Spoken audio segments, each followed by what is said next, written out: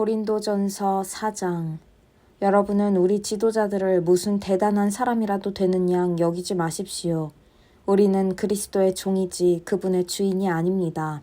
우리는 하나님의 장엄한 비밀들로 여러분을 인도하는 안내인이지 그 비밀들을 보호하기 위해 배치된 경비원이 아닙니다. 좋은 안내인이 갖추어야 할 덕목은 믿음직스러움과 정확한 지식입니다. 여러분이 나를 어떻게 생각하든 사람들이 나를 어떻게 평가하든 그것이 내게는 조금도 중요하지 않습니다. 나는 내 자신을 평가하지 않습니다. 그러한 일로 비교하는 것은 무의미합니다. 나는 여러분의 좋은 안내인이 되기에 어긋날 만한 일을 한 적이 없습니다. 그렇다고 내가 대단하다는 뜻은 아닙니다. 그런 판단을 내리시는 분은 주님이십니다. 그러니 주님을 앞지르지 말고 모든 증거가 명백히 드러나기 전에는 섣불리 결론을 내리지 마십시오.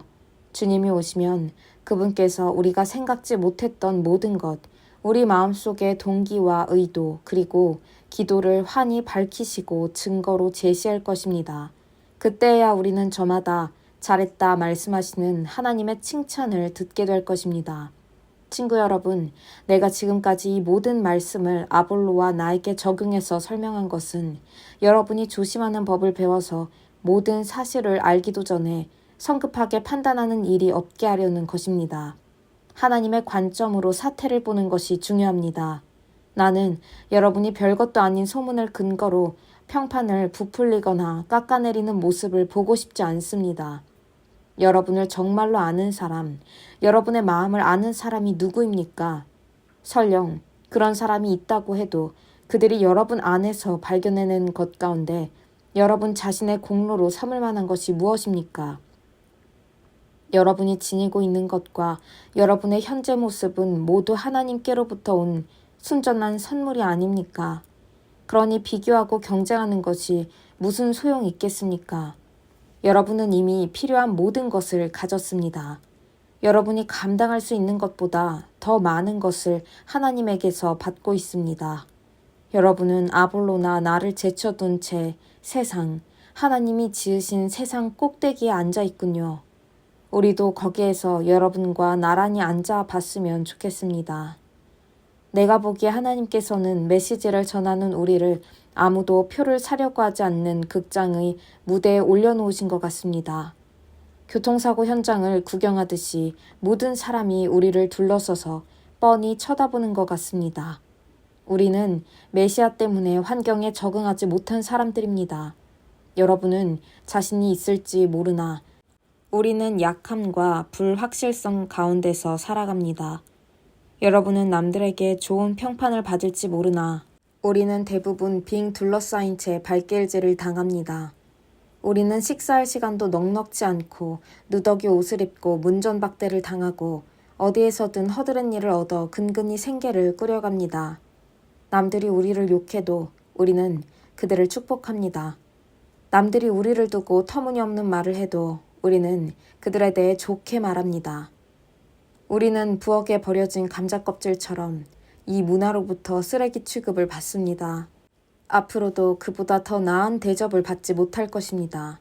나는 나무라듯 하는 이웃처럼 여러분의 기분을 상하게 하려고 이 모든 글을 쓰고 있는 것이 아닙니다.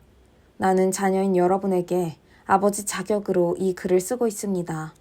나는 여러분을 사랑하고 여러분이 버릇없이 자라지 않고 바르게 자라기를 바랍니다. 여러분 주위에는 여러분의 잘못을 서슴없이 말해주는 사람이 많을 것입니다. 그러나 시간과 수고를 아끼지 않고 여러분이 자라도록 돕는 아버지는 많지 않을 것입니다. 예수께서 내게 하나님의 메시지를 여러분에게 선포할 수 있게 해주셔서 나는 여러분의 아버지가 되었습니다. 여러분도 알다시피 나는 내가 직접 행하지 않은 것을 여러분에게 하라고 하지 않습니다. 그런 이유로 나는 먼저 디모데를 여러분에게 보냈습니다.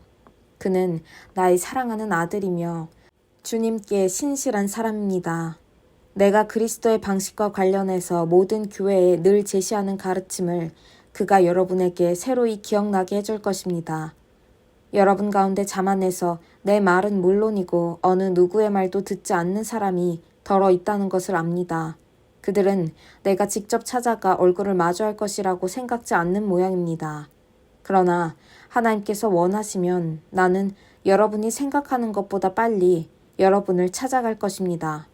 그래서 우리는 그들이 허세가 가득하다는 것을 확인해 볼 것입니다.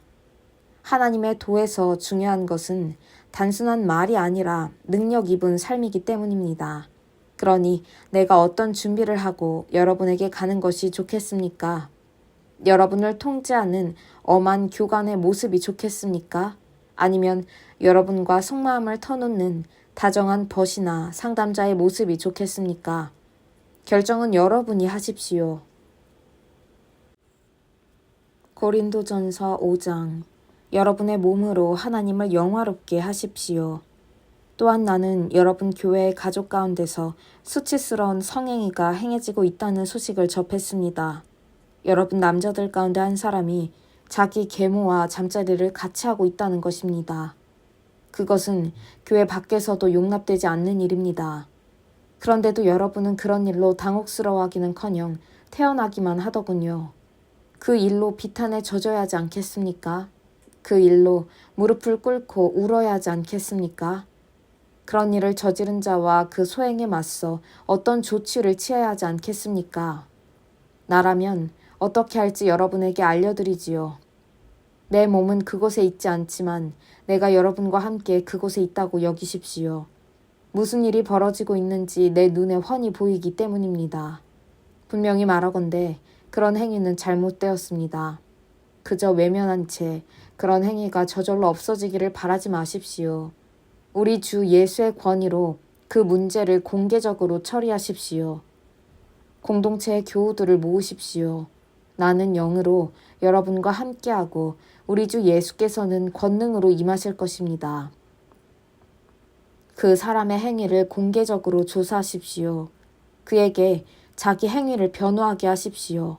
그러나 변호하지 못하거든 그를 쫓아내십시오.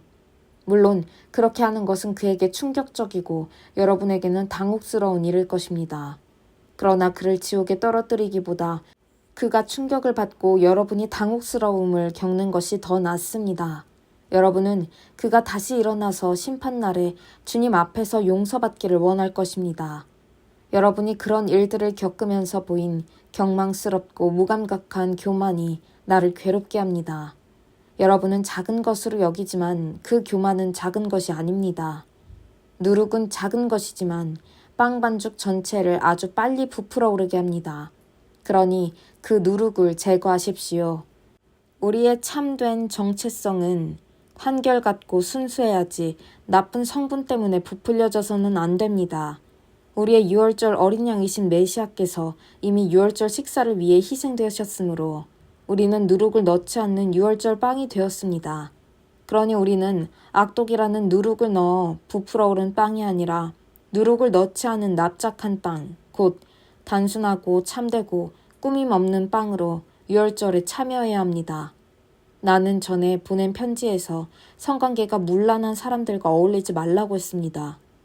내 말은 그 같은 짓을 하는 교회 밖의 사람들, 곧 육체 노동을 하거나 사무직에 종사하면서 사기를 치는 사람이나 영적인 사기꾼들과 전혀 상종하지 말라는 뜻이 아니었습니다. 그렇게 하려면 아예 이 세상을 떠나야 할 테니까요.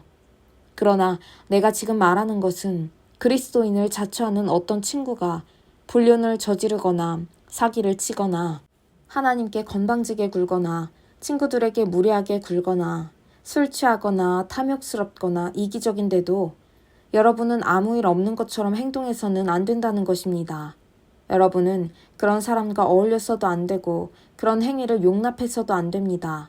나는 세상 사람들이 행하는 일에 대해서는 책임을 질 것이 없습니다. 그러나 믿는 사람들의 공동체 안에서 이루어진 일에 대해서는 책임을 져야 하지 않겠습니까? 교회 밖에 있는 사람들에게 판결을 내리는 것은 하나님의 몫입니다. 그러나 우리의 형제자매가 가던 길에서 벗어날 때 필요하다면 그들을 내쫓아 교회를 깨끗게 하는 것은 우리의 몫입니다. 고린도전서 6장. 그리고 여러분이 서로를 세상 법정으로 끌고 간다고 하는데 어떻게 그럴 수 있습니까? 여러분이 부당한 취급을 받았다고 생각하여 그리스도인의 가족인 교회 안에서 그 문제를 해결하지 않고 하나님의 방식을 전혀 모르는 세상 법정으로 앞장서 가다니 그것이 말이 됩니까? 이 세상이 예수를 따르는 성도들로 이루어진 법정 앞에 서게 될 날이 다가오고 있습니다. 장차 여러분이 이 세상 운명을 판결하게 되어 있다면 이처럼 사소한 일은 직접 판결하는 것이 바람직하지 않겠습니까? 우리는 장차 천사들까지 심판하게 될 테니 말입니다. 여러분이 이 일상적인 사건들을 판결하지 못할 이유가 무엇이겠습니까? 이처럼 불화와 부당한 일이 일어날 때 어째서 여러분은 다른 면에 있어서는 신뢰하지 않는 세상 사람들에게 그 일을 맡겨 판결을 받으려고 합니까? 내가 이토록 냉정하게 말하는 것은 여러분이 벌이고 있는 일이 얼마나 어리석은지 일깨우려는 것입니다. 불화와 다툼이 일어날 때 여러분 가운데 그 일을 공정하게 판결할 만큼 분별 있는 사람이 하나도 없다는 것이 가능한 일입니까? 믿을 수 없는 일입니다. 여러분이 하나님을 전혀 믿지 않는 사람들 앞으로 서로를 끌고 가다니요. 정의의 하나님을 믿지 않는 그들이 어찌 정의로운 판결을 내리겠습니까? 이런 법정 다툼은 여러분의 공동체의 흉한 오점이 되고 말 것입니다. 차라리 부당한 취급을 받더라도 그냥 받아들이고 잊어버리는 편이 더 낫지 않겠습니까? 지금 여러분이 벌이고 있는 일은 더 많은 부당 행위와 불의가 일어나도록 기름을 끼얹는 격입니다. 여러분의 영적 공동체에 속한 가족들에게 더 많은 상처를 안겨줄 뿐입니다. 여러분은 이것이 살 길이 아니라는 것을 알지 못합니까? 하나님께 마음을 두지 않는 불의한 자들은 그분의 나라에 들어가지 못할 것입니다. 서로를 이용하고 악용하는 자들, 성을 이용하고 오용하는 자들, 땅을 이용해 먹으면서 땅과 거기에 있는 모든 것을 착취하고 남용하는 자들은 하나님 나라의 시민이 될 자격이 없습니다. 여러분 가운데 상당수는 내가 무엇을 두고 말하는지 경험으로 알 것입니다. 얼마 전까지만 해도 여러분이 그렇게 살았으니 말입니다. 그러나 그 이후로 여러분은 우리 주님이시며 메시아이신 예수와 우리 안에 계신 하나님, 곧 성령으로 말미암아 깨끗해졌고 새로운 출발을 하게 되었습니다. 법적으로 문제가 없다고 해서 영적으로 적합한 것은 아닙니다. 만일 내가 해도 된다고 생각한 것을 무엇이나 하면서 돌아다녔다면 나는 변덕의 노예가 되고 말았을 것입니다. 처음에는 살기 위해 먹지만 나중에는 먹기 위해서 산다는 옛 격언을 아시지요? 어찌 보면 몸은 덧없는 것이라는 말이 타당한 것처럼 들립니다. 그렇다고 해서 여러분의 몸을 음식으로 가득 채우거나 여러분의 몸을 쓱스에 내맡기는 것이 정당화되는 것은 아닙니다. 주님께서 몸으로 여러분을 영화롭게 하시니 여러분도 자신의 몸으로 그분을 영화롭게 하십시오. 하나님께서는 주님의 몸을 무덤에서 일으켜 영화롭게 하셨습니다. 그분은 똑같은 부활의 능력으로 여러분의 몸을 대하실 것입니다. 그때까지 여러분의 몸이 주님의 몸과 똑같이 존귀하게 지어졌음을 기억하십시오. 여러분은 주님의 몸을 매음굴로 끌고 갈 작정입니까? 나는 여러분이 그러지 않기를 바랍니다. 섹스에는 살갗과 살갗의 접촉, 그 이상의 것이 있습니다. 섹스는 육체적 사실만큼이나 영적인 비밀이 있습니다. 이는 성경에 두 사람이 한 몸이 될 것이다 라고 기록된 것과 같습니다. 영적으로 주님과 하나가 되려거든 헌신과 친밀함이 없는 성관계, 우리를 전보다 더 외롭게 하는 성관계, 결코 한 몸이 될 수 없는 성관계를 추구하지 마십시오. 성적인 죄는 다른 모든 죄와는 의미가 다릅니다. 성적인 죄는 우리 몸의 거룩함을 더럽히는 죄입니다. 우리 몸은 하나님께서 주시고 하나님께서 의도하신 사랑을 위해 다른 사람과 한 몸이 되도록 지어졌습니다. 여러분은 여러분의 몸이 성령께서 거하시는 거룩한 곳임을 알지 못합니까? 여러분은 하나님께서 엄청난 대가를 치르고 사신 여러분의 몸을 함부로 굴리면서 제멋대로 살아서는 안 된다는 것을 모릅니까? 여러분의 몸은 여러분의 영적인 부분에 속해 있는 소유물이 아닙니다. 그 모든 것의 주인은 하나님이십니다. 그러니 여러분의 몸 안에서 여러분의 몸을 통해 사람들이 하나님을 볼 수 있게 하십시오.